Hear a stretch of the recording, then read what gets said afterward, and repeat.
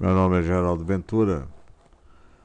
Veremos no vídeo a resolução da prova do Enem do ano de 2019. Essa é a quarta parte, questões de 169 a 180. O caderno é de cor azul. Questão 169. Um aplicativo de relacionamento funciona da seguinte forma: o usuário cria um perfil com foto e informações pessoais, indica as características dos usuários com quem deseja estabelecer contato e determina um raio de abrangência a partir da sua localização. O aplicativo identifica as pessoas que se encaixam no seu perfil desejado e que estão a uma distância do usuário menor ou igual ao raio. Esse sublinhado aqui foi o que coloquei, de abrangência. No caso dos dois usuários tenham perfis compatíveis e estejam numa região de abrangência comum a ambos, o aplicativo promove o contato entre usuários, o que é um chamado de match. O usuário P define um raio de abrangência com a medida de 3 km e busca ampliar a possibilidade de obter um match, se deslocando para a região central da cidade, que concentra um maior número de usuários. O gráfico ilustra alguns bares que o usuário P costuma frequentar. Para ativar o aplicativo, indicados por 1, 2, 3, 4 e 5. Sabe-se que usuários Q, R e S, cujas posições estão descritas pelo gráfico, são compatíveis com o usuário P e que estes definem raios de abrangência respectivamente iguais a 3 km, 2 km e 5 km. Aí ele dá o gráfico, né?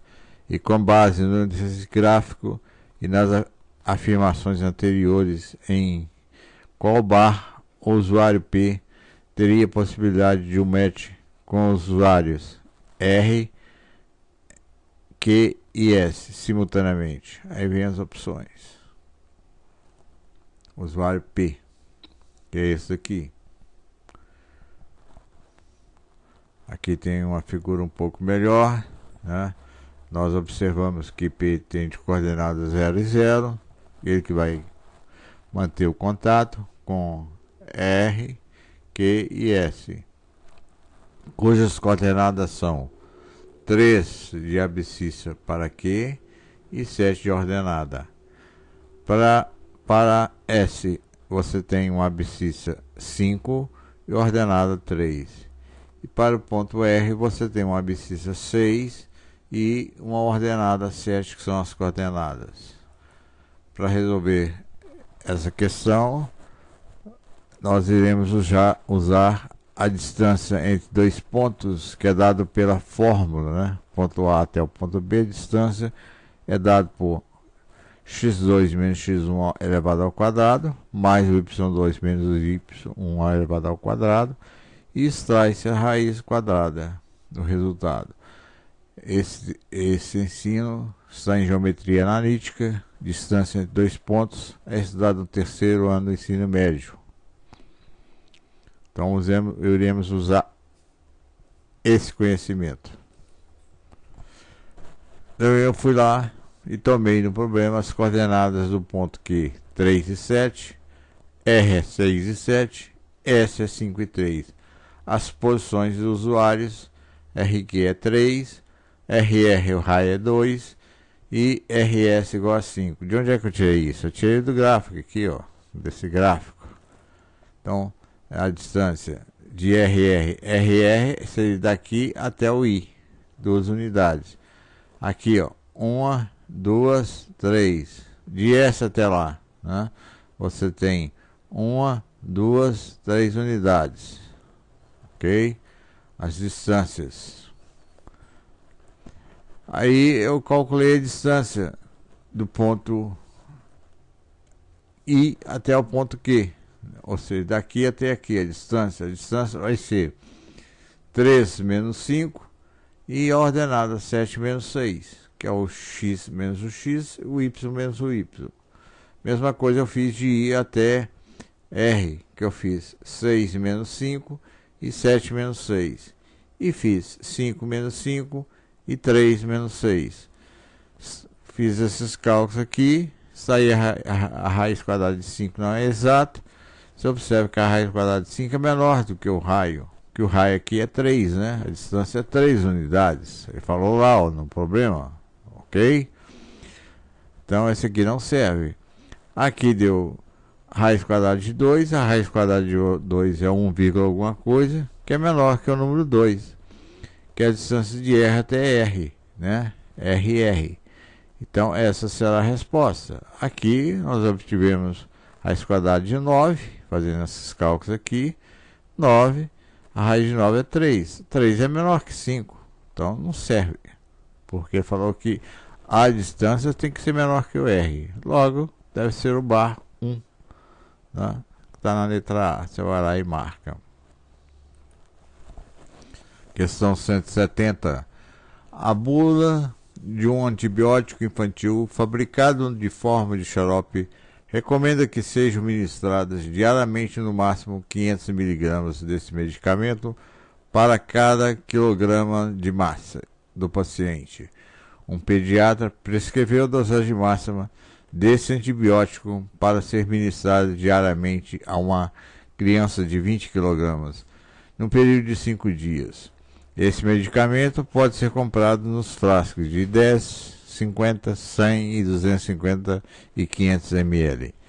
Os pais dessa criança decidiram comprar a quantidade exata de um medicamento que precisará ser ministrado no tratamento, evitando a sobra de medicamento. Considere que 1 grama desse medicamento ocupe um volume de 1 cm3. A capacidade do frasco em milímetro que esses pais deverão comprar é... Aí vem as opções para marcar. Resolução. A quantidade de medicamento em 5 dias, né, é 500 vezes 10 elevado a menos 3. Esse 10 elevado a menos 3 é para transformar isso aqui, né, em quilogramas para gramas. Vou voltar aqui, ó, 500 miligramas. Então você anda com a vírgula para... Isso aqui é a mesma coisa de 0,01, né? Ou basta andar com a vírgula para a direita, né? Tanto faz. Então transformou isso aqui em grama. Vezes o número de dias, né? Que é 5, vezes a massa, né? Que é 20 kg. Aí você multiplica tudo isso, você vai encontrar 50 gramas, né? Ok? Então, 1 grama ocupa 1 cm3, ele falou isso lá no problema. Então você vai multiplicar 50 por 1, 50 por 1 é 50. Então um frasco vai ser de 50 ml. Você vai lá e marca que ele tem frasco de 10, 50, 100, 250 e 500. Então a resposta é 50. Está na letra B de bola. Questão 171. Uma empresa confecciona e comercializa um brinquedo formado por uma locomotiva pintada na cor preta, mais 12 vagões de iguais formatos e tamanhos numerados de 1 a 12. Dos 12 vagões, 4 são pintados na cor vermelha, 3 na cor azul, 3 na cor verde e 2 na cor amarela. O trem é montado utilizando-se uma locomotiva e 12 vagões, ordenados crescentemente, segundo suas numerações, conforme ilustra a figura. Então, locomotiva mais 12 vagões de 1 até 12.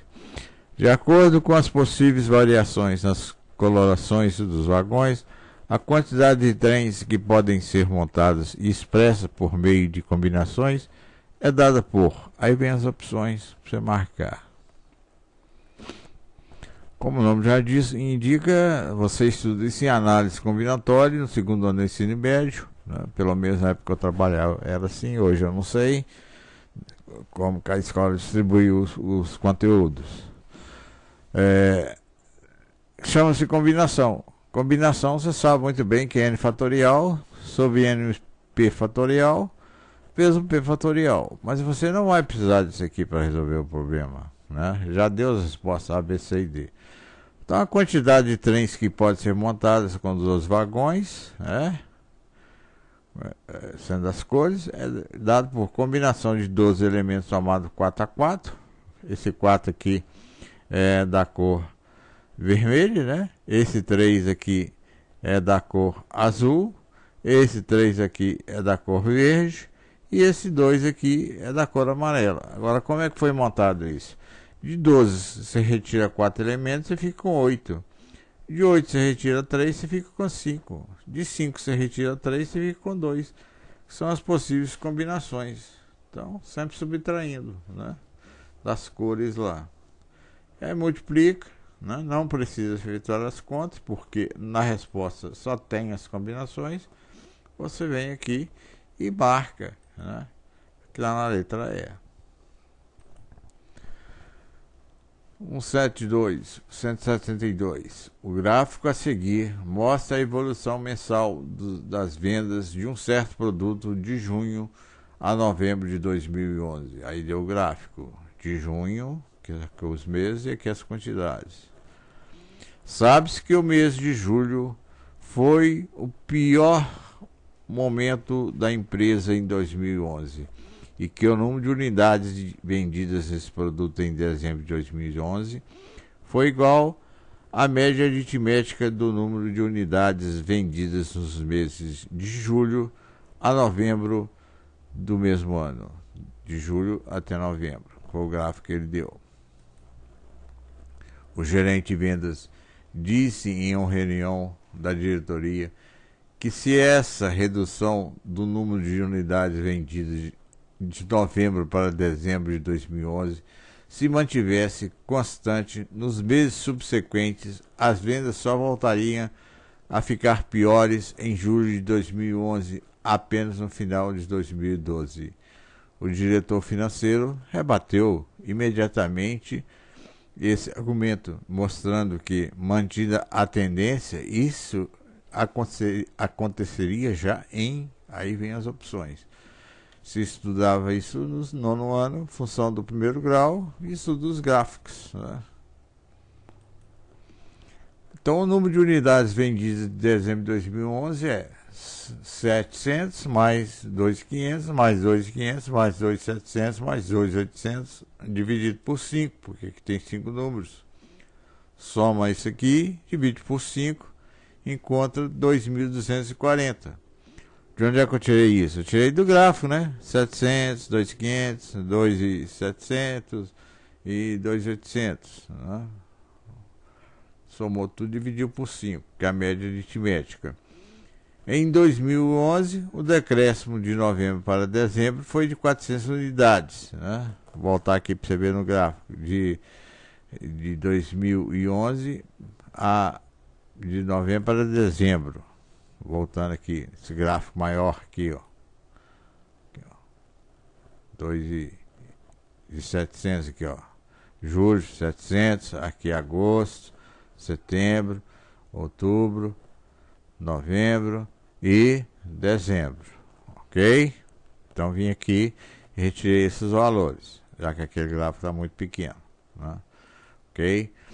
Então, 2.240. Eu fui em novembro de 2011, peguei os 2.700, que é o que está no gráfico, né? Que é esse valor aqui. Subtraí de 2.240, né? E obtive 2.240. Subtraí novamente os 460, né? Aqui, ó, que é esse aqui menos esse. Deu 460. Fui subtraindo. Isso aqui eu tirei 460, obtive 1.320. Tirei 460, 860. Se eu tirar novamente os 460, eu vou encontrar 400. Mas ele falou que tem que ser menor do que o que ele deu no gráfico, que é 700, né? 860 ainda é maior. Depois, esse valor aqui passa a ser menor do que os 700. Vou voltar no gráfico para você ver novamente. Então, o menor valor que está no gráfico é 700. E eu encontrei, né, o menor valor aqui seria 400. 400 não vai servir, não tem no gráfico. Então, o maior valor ali é desse ano aqui, ó. de 2012, março de 2012. Basta ir fazendo novembro, dezembro, janeiro, fevereiro, março e abril. Né? Ok? Continuando o gráfico. O gráfico parou em novembro. Então, depois de novembro você faz dezembro. Depois de dezembro você faz janeiro. É como se você fosse completar o gráfico aqui. Então vai acontecer onde? Em março de 2012. Né? Que é um pouquinho acima de 700. Aí você vai lá e marca, tá na letra D. 173. Em um determinado ano, os computadores da Receita Federal de um país identificaram como inconsistente 20% das declarações. Eu que grifei isso aqui, né? Declarações de imposto de renda que lhe foram encaminhadas. Uma declaração é classificada como inconsistente quando apresenta algum tipo de erro ou conflito das informações prestadas. Essas declarações consideradas inconsistentes foram analisadas pelos auditores, que constataram que 25% delas eram fraudulentas. Constatou-se ainda que, dentre as declarações que não apresentam inconsistências, 6,25% eram fraudulentas. Qual a probabilidade nesse ano, a declaração do contribuinte ser considerada inconsistente, dado que ela é fraudulenta? Aí vem as opções para você marcar. Você aprende isso no segundo ano do ensino médio, no ensino de probabilidades. Então, resolução: 20% das declarações são inconsistentes. Então, 100 menos 20 dá 80. Então, o problema não dá isso, mas eu tiro daqui. Que sim, 20 são declarações inconsistentes, obviamente, 100 menos 20 dá 80. Essas são consistentes, né? Uma é in, a outra é com, né? Então, dentre as inconsistentes, nós temos 25%, aliás, 0,25 vezes 20%, né?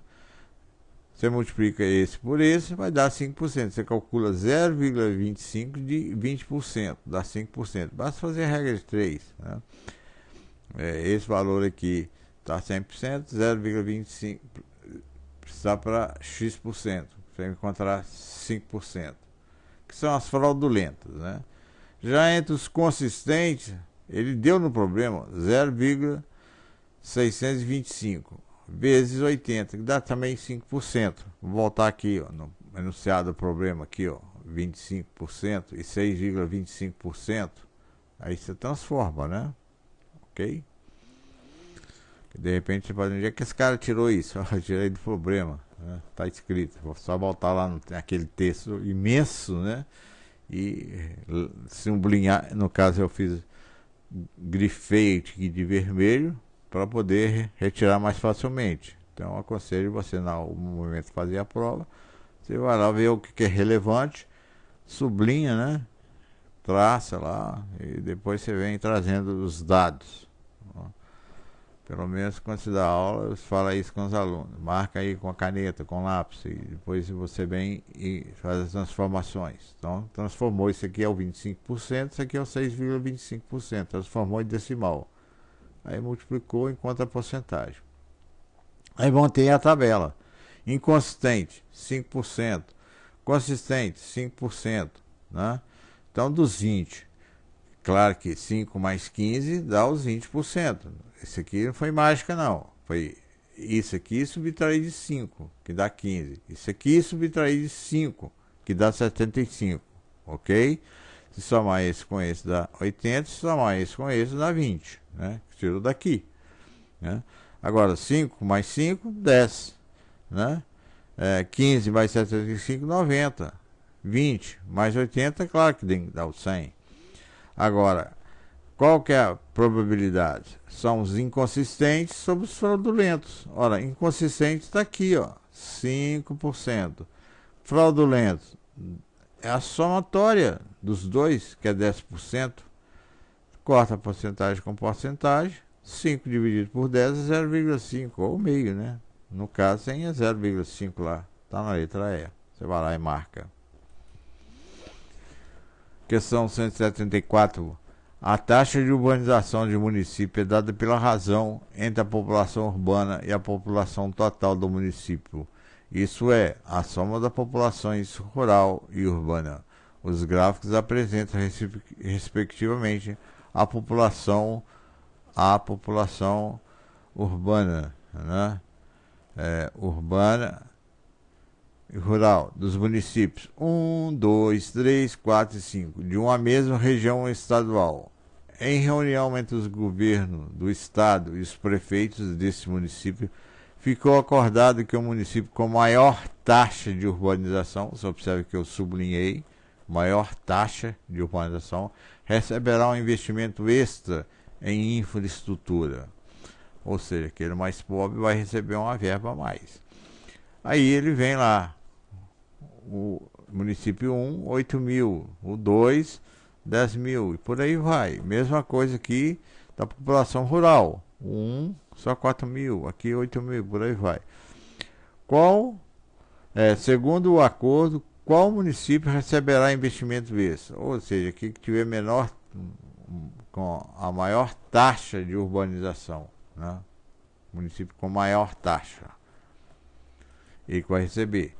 Então nós calculamos 8 mil dividido por 8 mil mais 4 mil. De onde que eu tirei essa somatória? Daqui do gráfico, ó. 8 mil mais 4 mil, 10 mil mais 8 mil, o 1 com 1, 2 com 2, o 3 com 3, o 4 com 4 e o 5 com 5. Então fui somando, subtraindo, somando, né? E dividindo o resultado. Peguei esse, somei com esse, dá 12 mil. Peguei 8 mil, dividi por 12 mil, deu esse 0,6 aproximadamente. Peguei o 10 mil, dividi por 18 mil, desse valor. Peguei 16 mil, 11 mil, dividi por 16 mil, deu esse valor. E por aí foi. Fui efetuando e fui colocando os resultados aqui. Agora, qual que é o maior? Agora, o maior é 0,668, né? Aqui é 0,66, aqui é 0,64. Então, esse é o maior. Ele é que vai receber a verba, né? Letra C.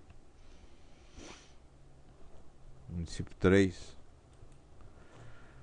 175. Uma construtora pretende conectar um reservatório central RC em formato de cilindro com raio interno igual a 2 metros e altura 3,3 metros. Há 4 reservatórios cilíndricos auxiliares R1, R2, R3 e R4, os quais possuem raios internos e alturas internas medindo 1,5 metro. Aí vem aqui o reservatório central e 1, 2, 3 e 4 auxiliares.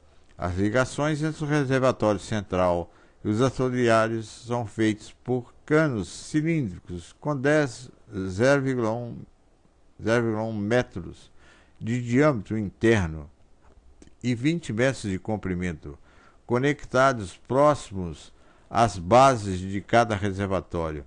Na conexão de cada um desses canos com o reservatório central, há registros que liberam ou interrompem o fluxo de água. No momento em que o reservatório central está cheio, os auxiliares estão vazios. Abre-se os 4 registros e, após algum tempo, as alturas das colunas das águas nos reservatórios se igualam, assim que cessa o fluxo de água entre eles, pelo princípio dos vasos comunicantes. A medida em metros das alturas de água dos reservatórios auxiliares após cessar o fluxo de água entre eles aí vem as opções. Após esse texto imenso, eu coloquei aqui uma figura maior que diz o seguinte, trocando aqui, resumindo, esse reservatório central vai ficar cheio. No momento que ele estiver cheio, essas tem registros aqui, ó, nesses canos, eles se abrem instantaneamente, ao mesmo tempo. Aí a água começa a fluir aqui e encher esses reservatórios auxiliares. Na hora que estiver tudo cheio, né, tudo nivelado, né, aí fecha-se as comportas. Aí ele quer saber essa altura aqui, né, dos reservatórios auxiliares. Esse que ele falou naquele texto imenso. Então o que que eu fiz? Eu fiz uma tabelinha aqui, ó. Você aprende isso no ano, volume, equação do primeiro grau. Porque para resolver isso você vai saber, vai ter que saber resolver a equação do primeiro grau, né? E, e aprende isso lá, medir de volume. Né? O volume, no caso aqui de um cilindro, é o raio, né? Vezes a altura, vezes o diâmetro. Né? Aliás, a área da base vezes a altura. Então o reservatório central vai ficar 2 metros, que ele deu, a altura 3,3. Isso é o reservatório central. Os auxiliares, o raio é 1,5 m e a altura 1,5 m. Os canos é 0,05 metros, que é a mesma coisa de 5 centímetros, né? 5 metros, aliás, 5 metros, né? Aqui é metro, decímetro, centímetro. Então é a mesma coisa de 5 centímetros, né? O raio do cano, né? E a altura 20 metros. Altura não, né? É a altura, 20 metros. Que é o tamanho dos canos aqui, os comprimentos dele. Então transformou tudo em metro. Porque isso aqui estava em centímetro, transformou em metro, né? Então, sendo H a altura das colunas de água, nós temos que o volume do reservatório central deve ser igual à soma do volume da água do reservatório central, mais o reservatório auxiliares nos canos. Portanto, nós vamos ter. Isso aqui é o volume do reservatório central, né? Π vezes 2 ao quadrado vezes 3,3. Estão aqui os dados, ó. Né? Ok? Mas, quando tiver nivelado, vai nivelar todos. O do central também vai ficar no mesmo nível que esses 4 aqui. E mesma coisa dos canos. Por isso que tem aqui novamente o 2 ao quadrado vezes H, que é isso aqui, ó. Só que tem um detalhe. Nesse momento aqui, ó, antes do sinal de igual, o reservatório está cheio, né? Agora aqui não está cheio não, ele esvaziou para poder liberar água para os auxiliares. É aqui, como se diz, que está o pulo do gato, né? Então, no momento que ele abriu as comportas aqui, as torneiras, para a água fluir, diminuiu esse volume.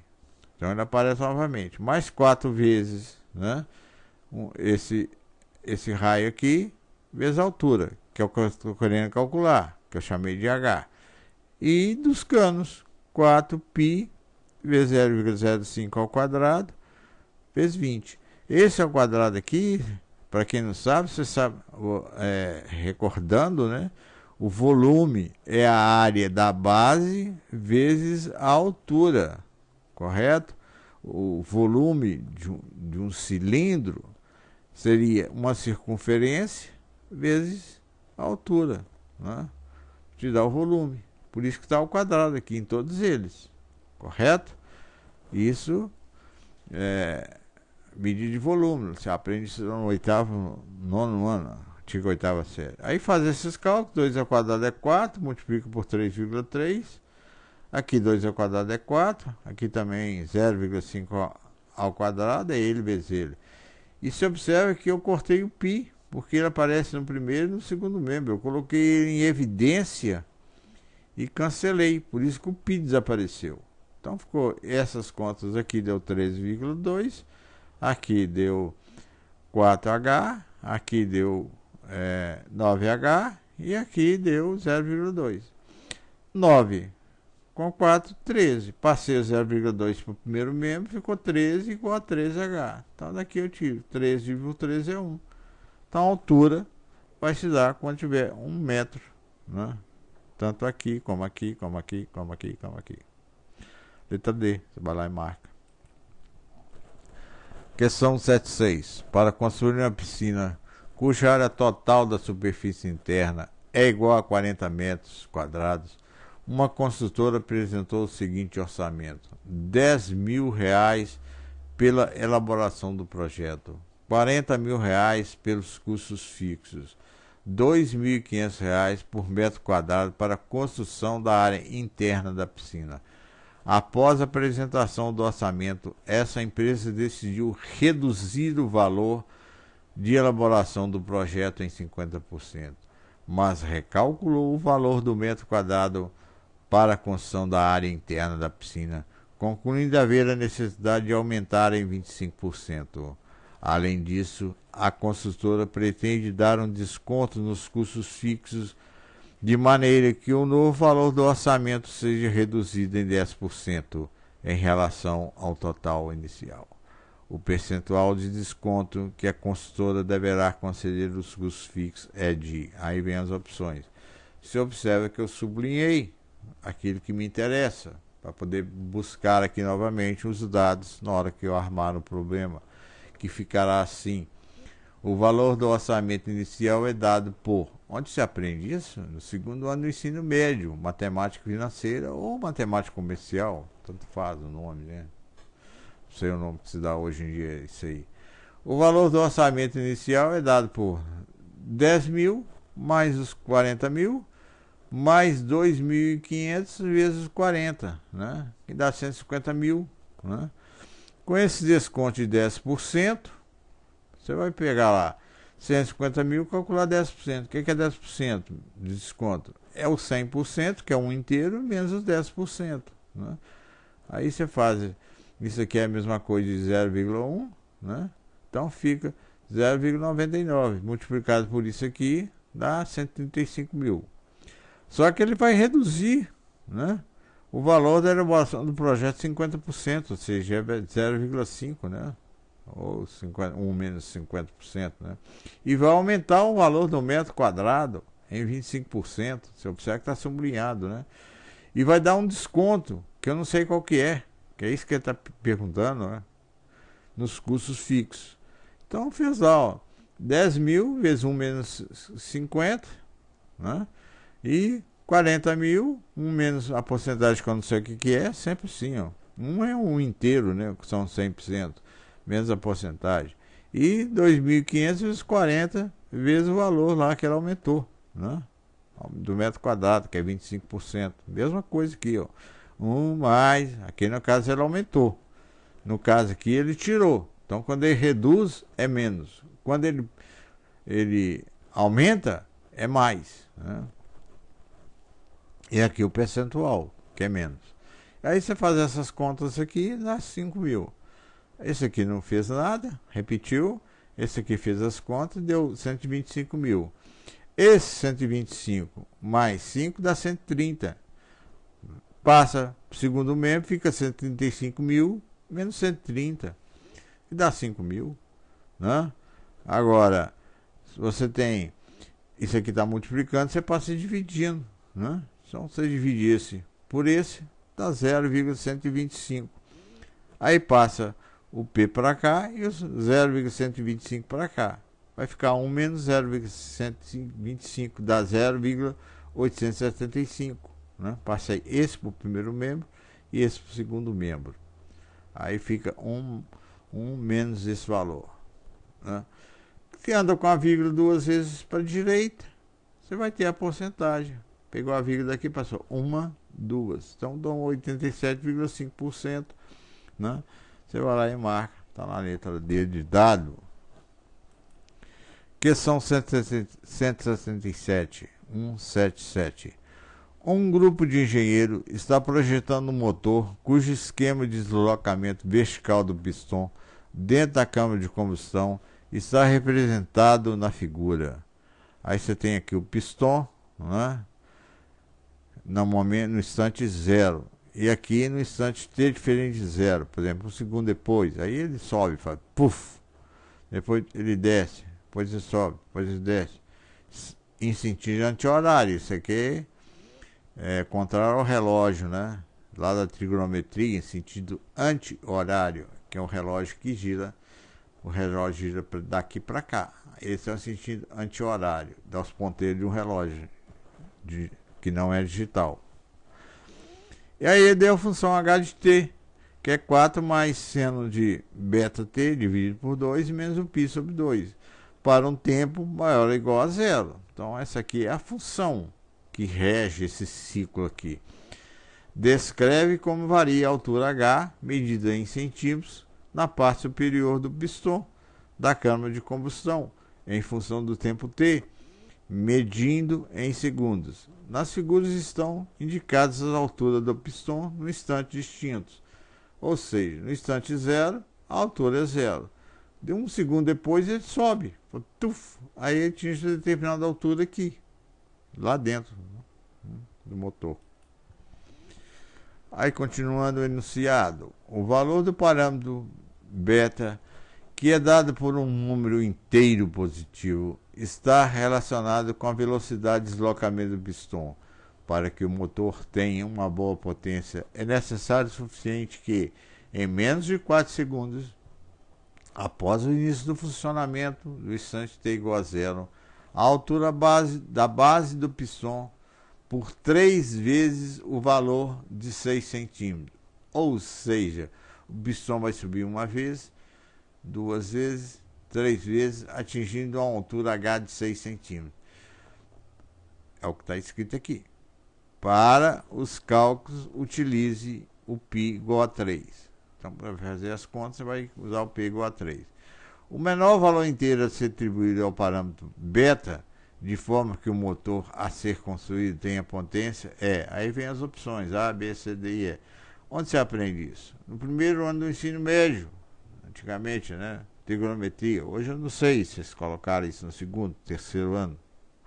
Estou aposentado, então estou meio por fora da distribuição do conteúdo, mas isso é do ensino médio, já que tem ciclo trigonométrico. Isso não ensina o ensino básico do primeiro grau, não. Então aqui eu coloquei uma figurinha melhorzinha, né? Mais colorida aqui, ó. Então você tem um pistão, constante zero, né? A altura vai ser zero. Aí ligou o motor subiu, o pistão subiu, teve aqui no máximo 6 metros, que ele falou, né? E deu a função aqui. E tudo isso sentido anti-horário, né?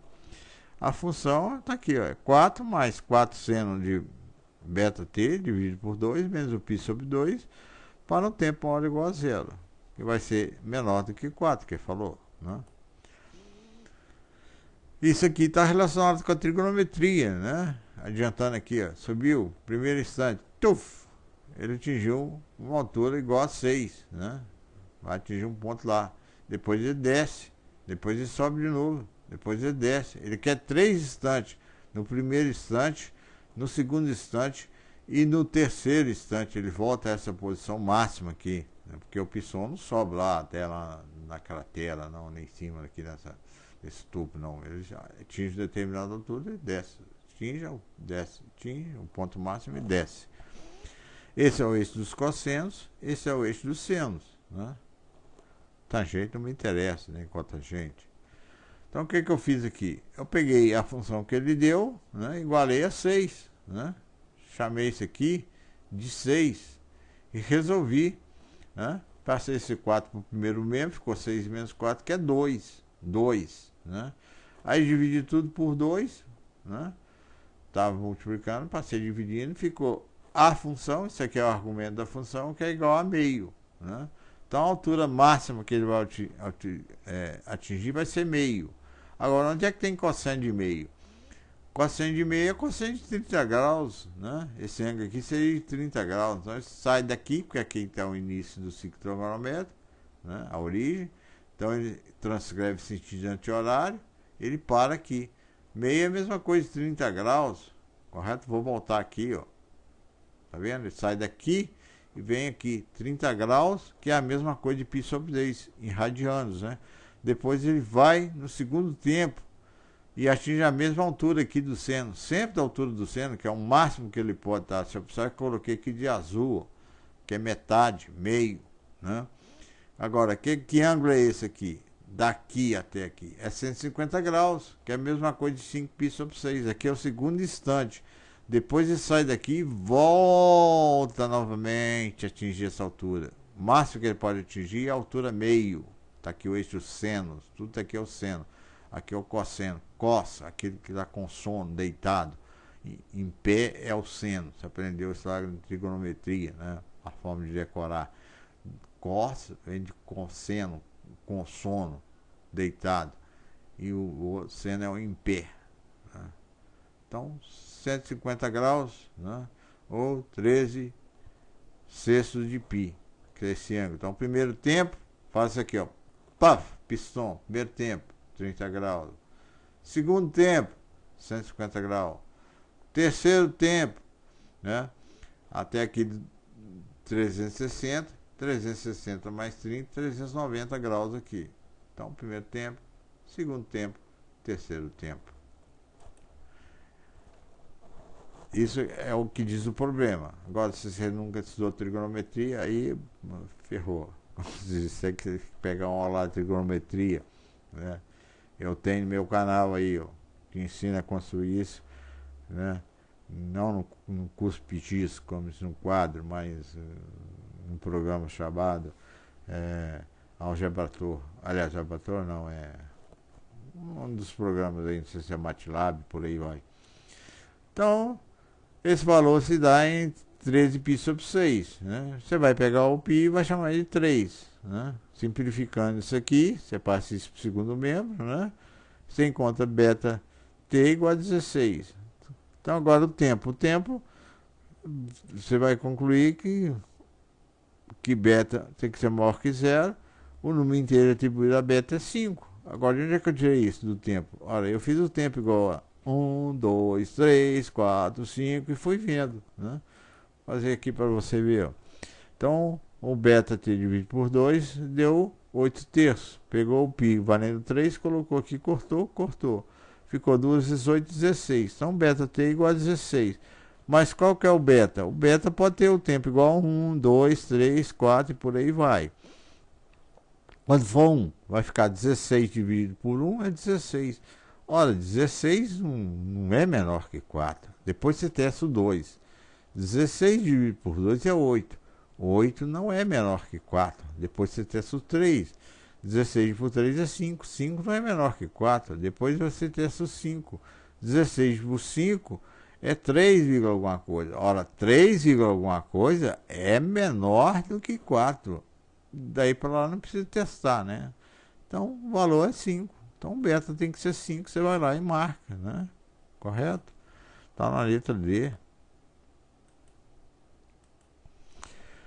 Questão 168. Um comerciante que vende somente pastel refrigerante em lata e caldo de cana em copos fez um levantamento das vendas realizadas durante a semana. O resultado desse levantamento está apresentado nesse gráfico aqui. Tracejado aqui a caldo de cana, depois refrigerante, depois pastel. Depois eu vou apresentar um outro gráfico mais colorido que te dá uma ideia melhor. Porque quando eu faço essas videoaulas, eu faço no Photoshop, coloco tudo para caber numa tela, se for possível, o enunciado, né? Para depois ler e resolver, né? Então, é claro que o cara apresentar um gráfico desse aqui, você vai achar que ele ficou louco, né? Esse cara é doido de apresentar um gráfico desse aqui, mas Enem foi feito para isso mesmo, para diminuir a quantidade de aprovados. Então ele estima que venderá em cada dia da próxima semana uma quantidade de refrigerante em lata igual à soma das quantidades de refrigerante em lata e caldo de cana em copos vendidos no respectivo dia da última semana. Quanto aos pastéis, estima vender a cada dia da próxima semana uma quantidade igual à quantidade de refrigerantes em lata que prevê vender em tal dia. Já para o número de caldo de cana de copo, estima-se que as vendas diárias serão iguais às das últimas semanas. Segundo essa estimativa, a quantidade a mais de pastéis que esse comerciante deve vender na próxima semana é. Você aprende isso em gráficos no 9º ano. Agora, eu duvido, né, de que algum livro, né, daqui para trás, não daqui para frente, porque de repente amanhã o cara resolve colocar esse gráfico ali num livro, numa apostila. Você não vai encontrar isso, Deus me perdoe, em lugar nenhum. Só aqui no Enem. Então aí que melhorei o gráfico. Então o gráfico aqui, ó, domingo. Domingo, você tem aqui esse eixo aqui, vermelho, que é pastéis, né? Esse aqui, que é essa cor aqui, que eu sou daltônico, que é essa cor aqui, né? Obviamente é um pouco diferente, porque eu ampliei isso aqui no Photoshop. E esse laxejado aqui é caldo de cana, né? Então, se eu quero saber no domingo o que o cara vendeu de pastel, né? Então, pastel é esse aqui, ó. Então, no domingo ele vendeu 10, né? Na segunda-feira, o que que vendeu? Ele vendeu 2, porque aqui tem um traçado aqui, esse eixo aqui é 2. Na terça, o que que ele vendeu? Ele vendeu 2, 4, ele vendeu 4 pastéis. Na quarta ele vendeu 4. Na quinta, o que que ele vendeu? Ele vendeu 2, 4, 6 e metade de 6, entre 6 e 8 é 7. Ele vendeu 7 pastéis. Na sexta, ele vendeu aqui, ó, 2, 4, 6, 8 pastéis. E no sábado, ele vendeu 10. E por aí vai, né? Mesma coisa você vai fazer para refrigerante, para pastel, para caldo de cana, que são os trachejados. Isso aqui é o caldo de cana, ó. No domingo ele vendeu 4 caldo de canas. Na segunda ele vendeu 3, que está entre 2 e o 4. Está vendo? Vai de 2, 2. 2, 4, 6, 8, 10. Então ele vendeu isso aqui, né? O gráfico que ele fez, o gráfico, né? Ah, tudo bem? Então vamos lá. Então aí eu criei uma tabelinha. Dia da semana, pastel, o que que ele vendeu? 10, 2, segunda, terça. Fui lá no gráfico e olhei, né? Um por um. Mesma coisa para refrigerante, mesma coisa para caldo de cana. Vou voltar o gráfico aqui, ó. Então fiz para o pastel, fiz para o caldo de cana, fiz para o refrigerante. Fui lá e marquei tudo, né? Pastel, refrigerante, caldo de cana. Com muita paciência você vai lá e tira isso. Então a quantidade de refrigerante vendida na próxima semana será a soma da quantidade de refrigerante com caldo de cana. Ele falou isso é um problema. Então, sublinhei aqui de amarelo, você vai lá no problema, sublinha também, vem aqui e faz a soma. Então vai ser refrigerante mais pastel. Soma esse com esse, soma esse com esse e por aí vai, né? Ok? E aí você vem aqui, né, e faz lá a somatória também daqui, ó, dos valores 45 e aqui 72. Então você vai fazer 72 menos 45 de posse das duas tabelas que você obtive aonde? Naquele gráfico lindo e maravilhoso que o cara teve a ideia de formular, né? Ele não usou o plano cartesiano, ele achou que René Descartes era pouco para ele, fez um gráfico bacana. Então 72 menos 45 dá 27, está na letra B, você vai lá e marca. Questão 169. Nos 6 cômodos de uma casa, há sensores de presença posicionados de forma que a luz de cada cômodo acende assim como a pessoa nele adentra, ou seja, entra, e apaga assim que a pessoa se retira do cômodo. Suponha que o acendimento e o desligamento sejam instantâneos, ou seja, o cara entrou, puf, acendeu, saiu, puf, né, apagou. Instantâneo, coisa que não funciona, mas aqui no problema ele está considerando isso. Então o morador dessa casa visitou algum desses cômodos, ficando exatamente 1 minuto em cada um desses cômodos. O gráfico descreve o consumo acumulado de energia em watts por minuto, em função do tempo T, em minutos das lâmpadas de LEDs dessa casa. Enquanto a figura apresenta a planta baixa da casa, que é essa aqui, na qual os cômodos estão numerados de 1 a 6, com as potências das respectivas lâmpadas indicadas. Então, tem a sala, tem o quarto, tem a suíte, tem um banheiro, 2 banheiros e uma cozinha.